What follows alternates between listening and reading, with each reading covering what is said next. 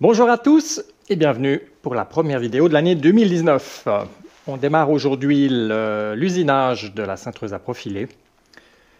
Usinage qui va commencer par le façonnage de la partie supérieure de la machine. Je crois que ça sera peut-être... je crois. On va faire comme ça. Je vais plutôt d'abord vous montrer un tout petit peu sur Fusion les changements que j'ai effectués là sur le projet, dû au coût là, des matériaux qui sont tout de même assez exorbitants en Suisse. J'ai donc changé un tout petit peu ma manière de procéder. Donc je vous montre ça et ensuite on se retrouve sur le tour. On s'était donc quitté lors d'une dernière vidéo sur le projet dans cette configuration. J'avais l'intention de faire la base complètement en fonte, c'est-à-dire en monobloc. J'avais donc demandé à mon fournisseur de me trouver une plaque, ce qui s'est révélé compliqué pour lui dans les dimensions demandées. Je lui ai alors dit de me trouver une rondelle en fonte de 300 mm de diamètre. Mais une fois que j'ai obtenu son offre, on a ici le prix en rouge de la rondelle. Et à 427 francs, la rondelle de fonte de 300 mm pour une coupe à 90 mm d'épaisseur. Voilà, je lui ai dit que c'était juste trop cher. Je suis donc parti plus simplement sur deux rondelles en 42 CRM au 4 à 60 francs pièce. Ce qui va donc vouloir signifier que j'ai changé la manière de procéder. À savoir, je vais avoir une rondelle inférieure, la rondelle supérieure ici pour le dessus, que je vais donc travailler aujourd'hui sur le tour. Et la rondelle inférieure va être fixée sur deux plaques de 8 mm. Ce sont les restes des plaques en acier de la fabrication de la base ponceuse à bande. Donc ça va me servir pour faire la base. Elle sera donc vissée avec quelques points certainement de soudure juste sur le pourtour. Mais aujourd'hui, ce qu'on va donc démarrer, ce sera la partie supérieure. Cette pièce, voilà, que je vais venir prendre dans le mandrin pour faire la partie inférieure en premier. Dressage de la face, l'alésage de 25 au centre, l'alésage de 65 mm, et on terminera par le champ de la pièce où j'ai en fait une rainure sur le pourtour. Pour ensuite la retourner et terminer par le biais, les petits cercles ici concentriques qui me donnent en fait les distances par rapport au positionnement des pièces à cintrer. Voilà de quoi il va s'agir. Maintenant que vous avez une meilleure idée de la marche à suivre, on va dire, on va se rapprocher encore une fois donc de la machine pour peut-être centrer donc la pièce du plateau supérieur, puisque je vais commencer par dresser la face, travailler le diamètre extérieur. J'aimerais si possible avoir donc une prise qui ne soit pas trop importante pour que je puisse faire la gorge qui est sur la périphérie. Une fois que la face sera dressée, je vais donc faire mes deux alésages. L'alésage principal qui va reprendre la pièce de fixation du roulement à billes et celui qui est traversant de 25 mm. Donc je vais tout faire depuis ce côté pour garder la concentricité, puisque là ça va être donc la partie la plus importante, reprise du roulement et autres. Et une fois que ceci sera fait, je tournerai la pièce pour la centrer à nouveau, dresser la face. Et on sera pas trop loin de la partie étant terminée sur le travail du tour, puisqu'après il s'agira d'aller sur la fraiseuse. Ok, ben on va attaquer ça. Allez, c'est parti. Alors, je vais utiliser là des petits bouts de chute simplement pour essayer de me donner la distance par rapport au plat, puisque j'ai l'intention de ne pas me mettre à fond, puisque je vais devoir travailler le champ aussi.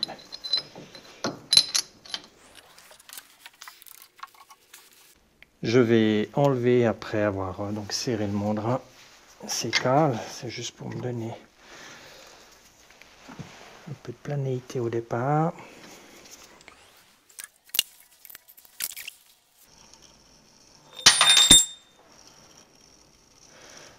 Bon, c'est un brut hein, donc, qui a été forgé. On n'est pas non plus dans une rondeur extraordinaire.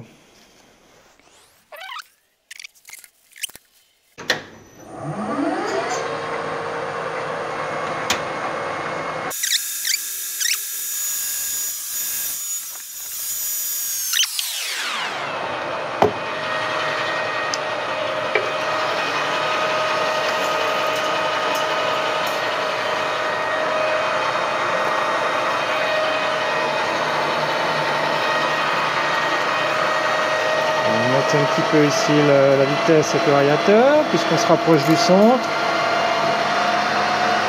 400.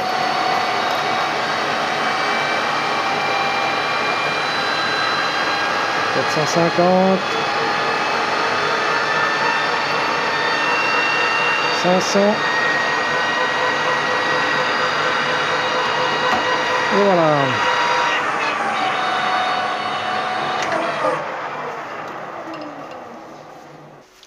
Travailler maintenant l'extérieur.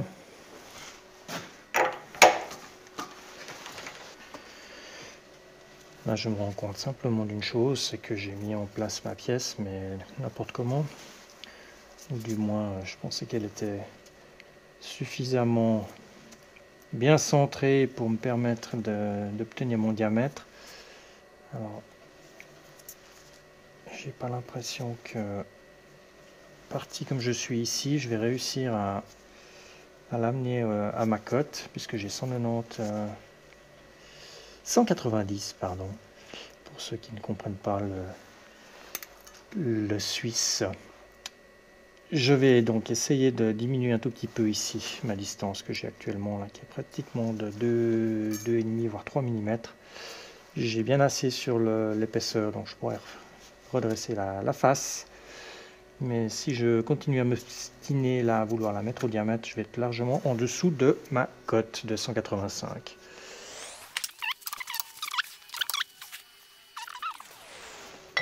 Là, je m'aide avec la pointe de l'outil pour voir ce que je peux voir. Hop.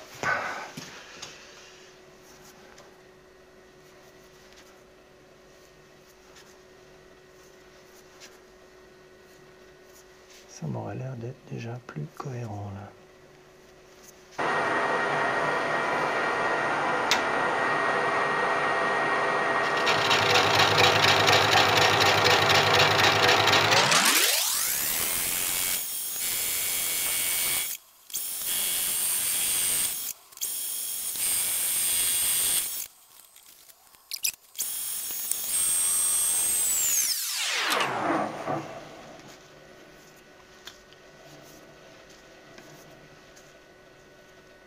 Pas trop mal, donc là il me reste juste ici un tout petit peu et je suis bien dans ma cote.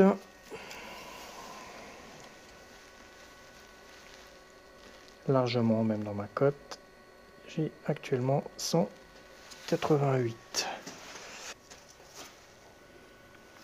On va profiter de faire joujou avec ces outils puisque c'est pas tous les jours que j'ai l'occasion de sortir un micromètre de 200 mm.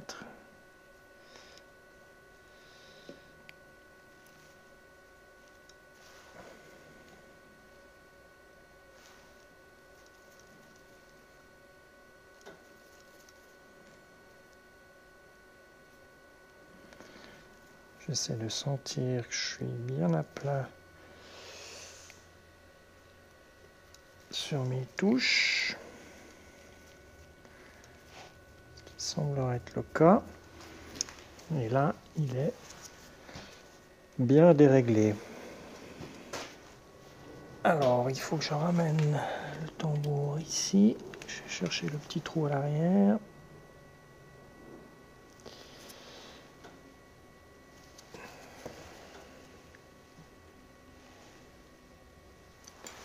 Là, je fais en face. Je refais une prise de mesure.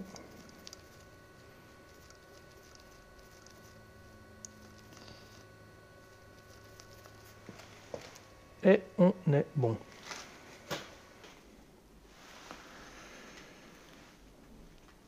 Le voilà. Un vieux Tesa. J'avais trouvé toute une série là d'occasion sur le net à un prix plus que correct. Mais c'est vrai que je n'ai encore jamais utilisé le 175-200. Alors, ce que je remarque par rapport à la mesure sur un petit diamètre, on a une surface en haut qui est relativement, on va dire, plus plane vu la grosseur du diamètre. Donc c'est peut-être un tout petit peu plus dur de trouver d'être exactement à l'axe en fait. Il faut bien le jouer avec et le sentir.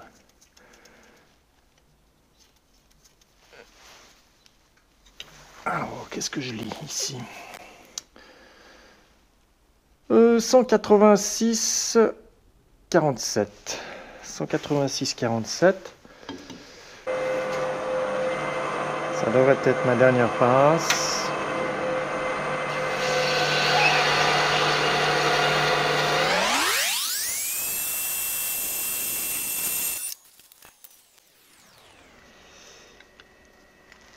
Et dis-moi Marco, le pied à coulisses, c'est pas plus facile? Et bien sûr que c'est plus facile, mais c'est pas tous les jours que j'utilise ce beau Tesa. Allez. Hop. Qu'est-ce qu'il nous dit? 185 et 35 centièmes. On va rester comme ça. Je pense que ces 35 centièmes ne vont pas me gêner sur le diamètre extérieur de ma cintreuse.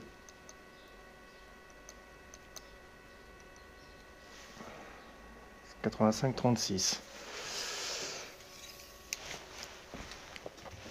Je vais donc dresser à nouveau ma face, puisque je m'étais donc très mal centré au départ. Où est-il? Il est là.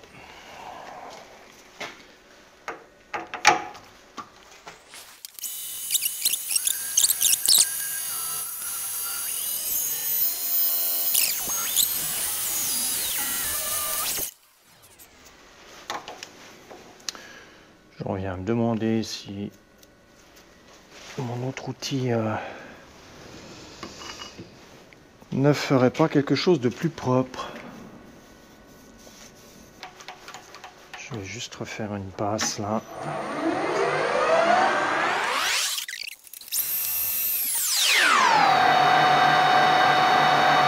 Mais oui, qui est mieux. Quand je dis que ça c'est mon outil à tout faire avec ces WNMG, c'est vraiment vrai. Et moi c'est la différence.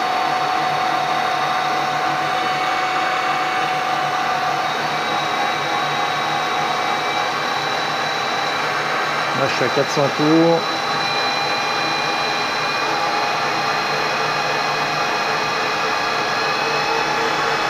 « 150. »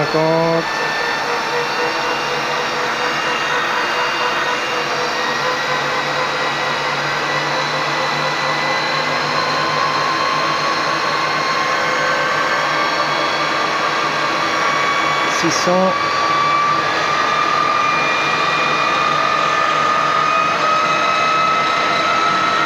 « 700. »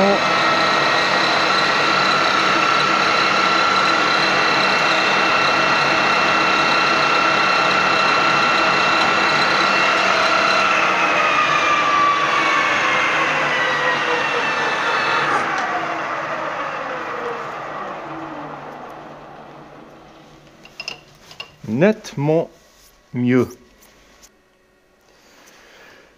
Je vais travailler mes alaisages puisque je viens maintenant de dresser ma face. Ça serait bête d'avoir un tout petit peu de mouvement de la pièce là si je commence à travailler la périphérie. Donc autant finaliser mes allésages et en dernier je viendrai travailler l'extérieur.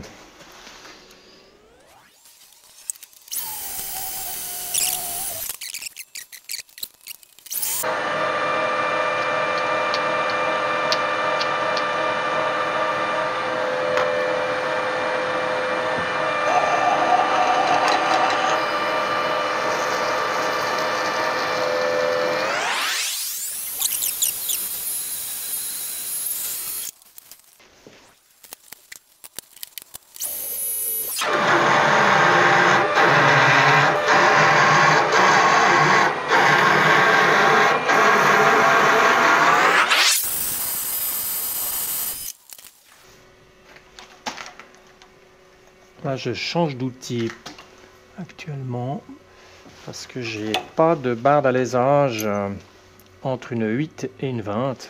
C'est la 16 qu'il me faut commander. Commande que j'avais prévu de faire déjà, mais je sais pas. J'ai toujours pas cliqué sur le bouton achat dans mon petit panier, dans mon panier AliExpress.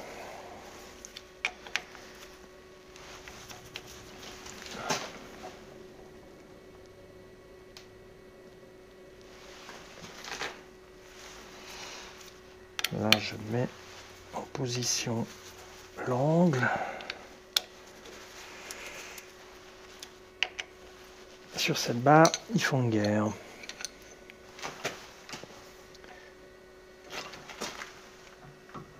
Alors là, je suis un petit peu bas.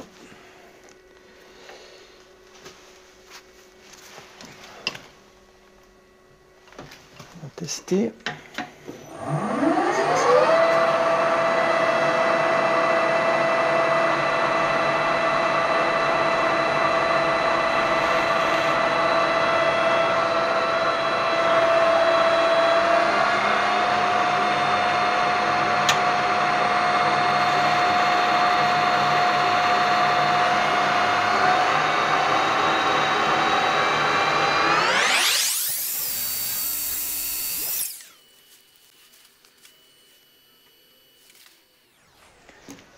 .24-78 derrière.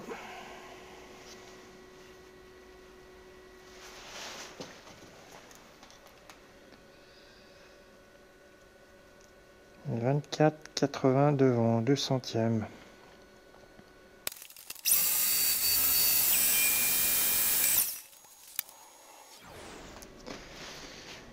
Alors, on est là. 24,99 à l'arrière, ce qui serait satisfaisant puisque c'est là que j'ai ma dimension. On va reprendre une deuxième mesure, d'être bien verticale.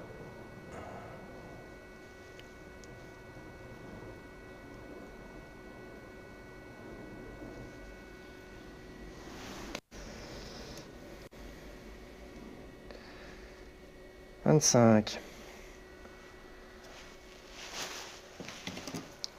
Voilà, là je suis content du résultat.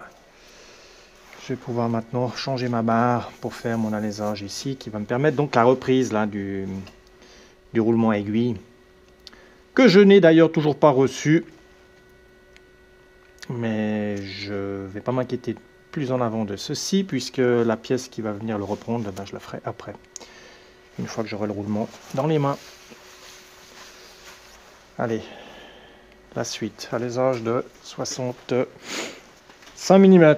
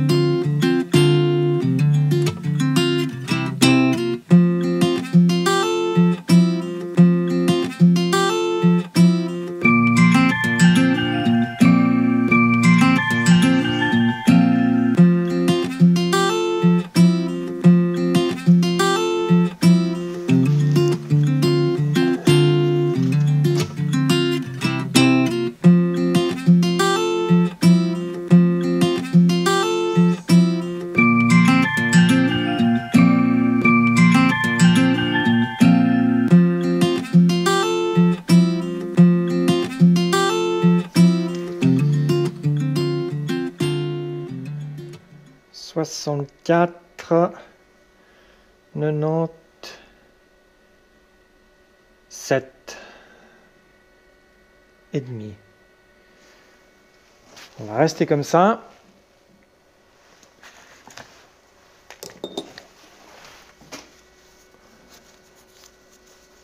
Profondeur. Là où je me suis loupé, c'est que j'aurais dû finir plus profond pour reprendre une petite passe là en sortant.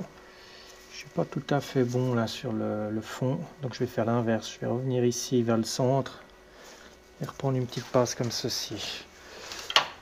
On va inverser l'avance ici.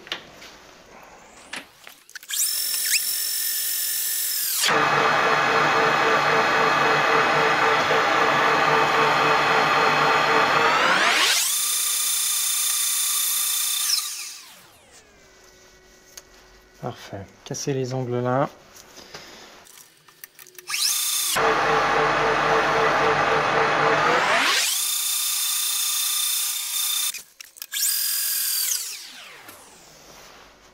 Ça y est, voilà qui est propre. Maintenant, il va falloir attaquer la partie externe. Et là, c'est une autre paire de manches. Si je dégrossis en plongeant comme ça, là, bien parallèle à la face.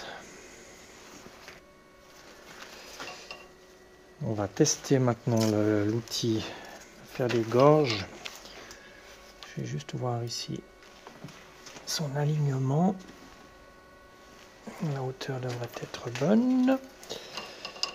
J'ai réglé son parallélisme. Donc là, je viens chercher le 0 sur le bord. Le voici. Je mets à 0 mon Z.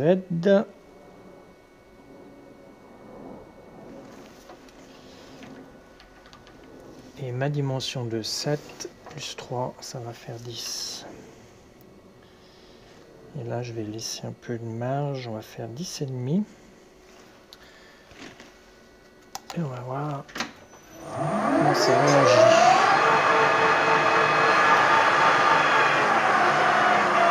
On va diminuer la vitesse.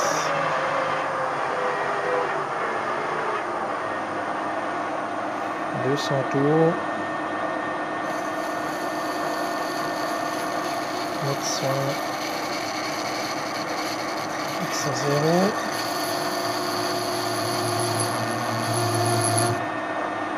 Ça vibre.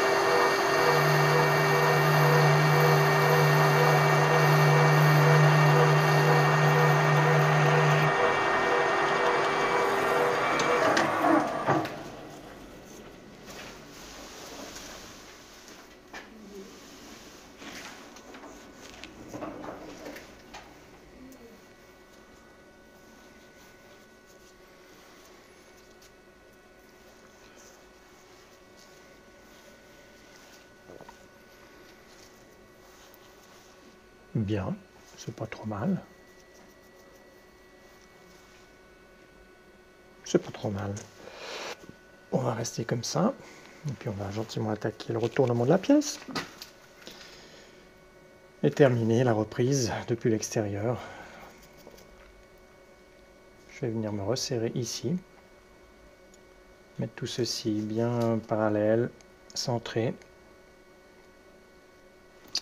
Et dressage de la face.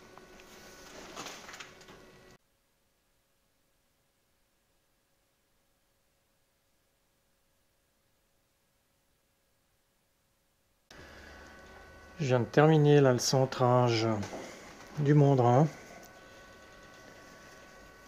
C'était franchement long. Là je suis dans le 100e. Ce qui est satisfaisant. De toute façon, j'ai absolument aucune incidence si je suis un tout petit peu décalé par rapport à la face, je dis pas à la face, sur le côté extérieur du diamètre. Sur le fonctionnement de la machine, il n'y aura aucun souci avec ça. J'ai aussi été donc avec le palpeur m'appuyer sur la descente là, de ma rainure, sur la face de ma rainure, pour pouvoir être dans ce sens-là au mieux possible. Et là je suis maintenant à aussi 1,5 cm. Et là non plus il n'y aura pas franchement d'incidence sur le fonctionnement de la machine. Donc voilà, je vais finir ça, dressage de la face, revenir au diamètre extérieur. Il y aura un dernier angle à créer là sur le côté ici. Ça sera sur celui-ci qu'il y aura donc un gravage des angles de cintrage.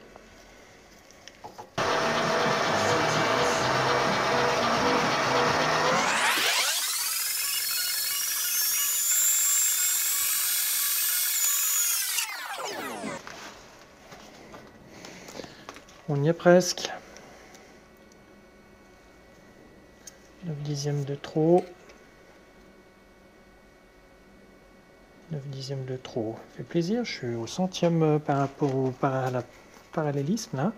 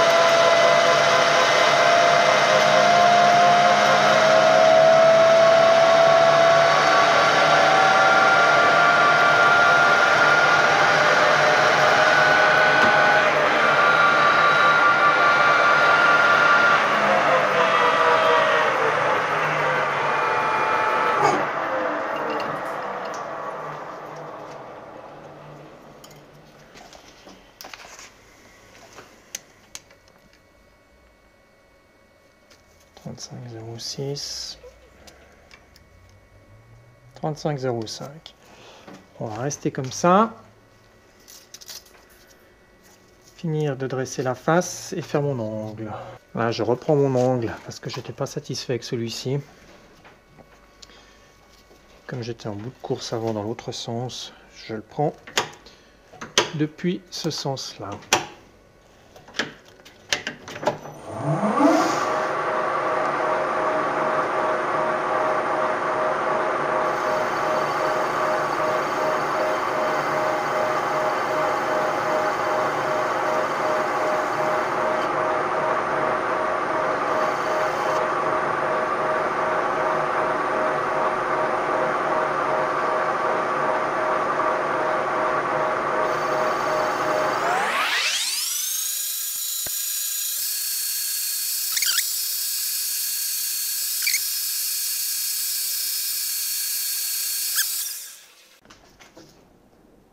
Voici la première étape de terminée. Le plateau supérieur. Il y a encore pas mal de job à faire donc sur la fraiseuse. Tout ce qui va devenir ici les rainures sur la partie supérieure. Ça se fera sur la Chaubeline. Je suis content du résultat ici. La finition est propre. Parfait. Parfait. Allez, à bientôt pour le prochain épisode. Salut!